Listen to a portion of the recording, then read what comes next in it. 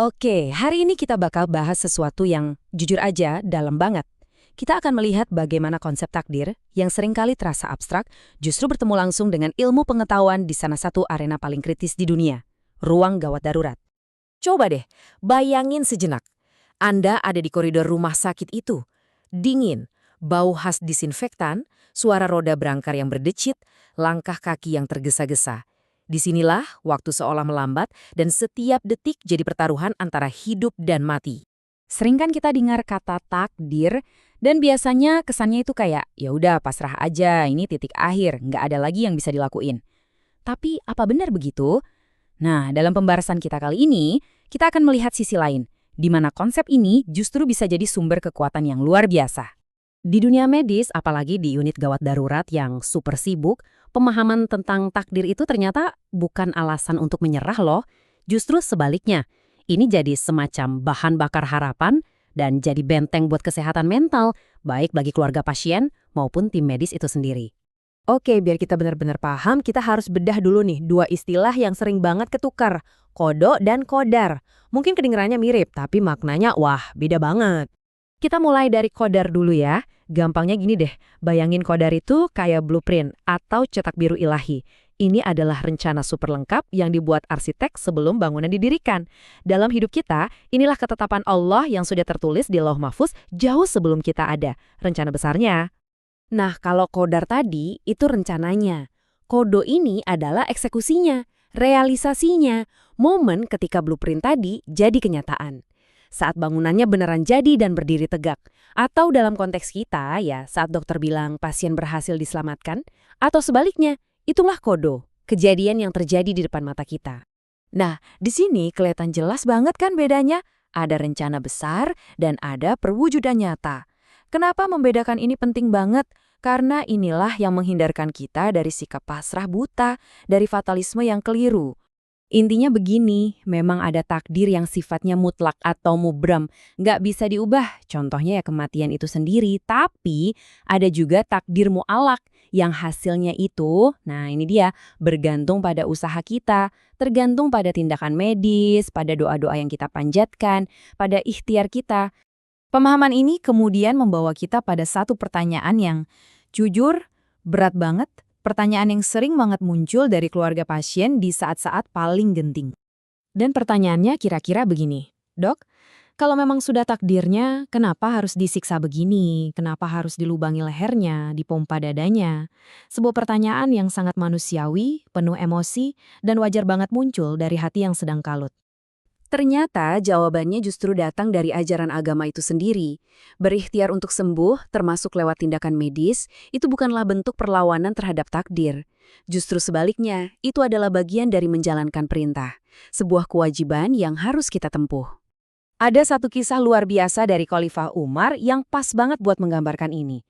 Saat ada wabah di suatu daerah, beliau memilih untuk tidak masuk. Kenapa? Alasannya keren banget. Beliau bilang, kita lari dari takdir Allah menuju takdir Allah yang lain. Artinya, kita secara aktif berusaha menjemput takdir yang lebih baik. Oke, sekarang kita geser sedikit fokusnya. Dari ruang tindakan, kita pindah ke ruang tunggu. Di sana, ada badai lain yang nggak kalah hebatnya, yaitu badai psikologis yang dialami oleh keluarga.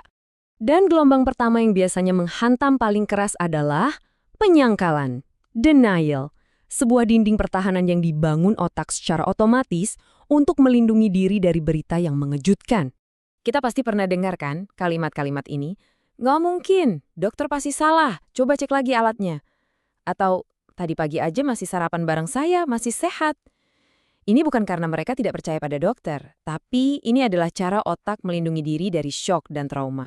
Nah, di tengah badai emosi inilah, keyakinan spiritual bisa menjadi jangkar yang sangat kuat.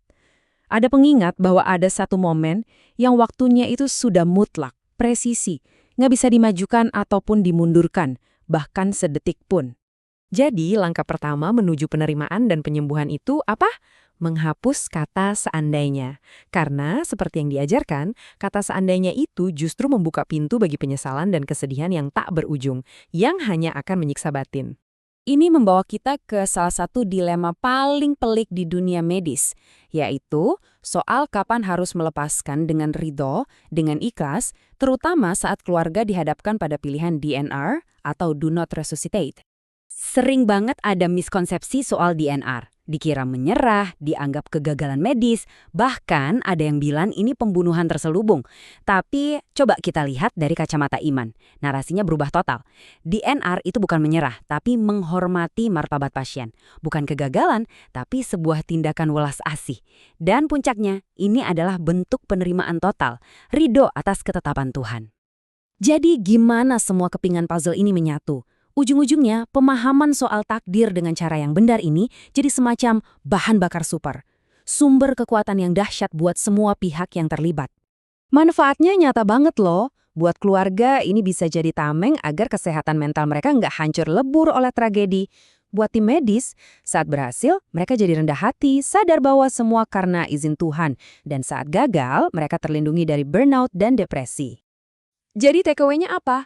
Tugas kita di dunia ini bukanlah untuk pasif menunggu takdir datang. Bukan, tugas kita adalah berjalan di jalur ikhtiar terbaik, memberikan upaya maksimal kita di setiap langkah sebelum garis finish kita tiba.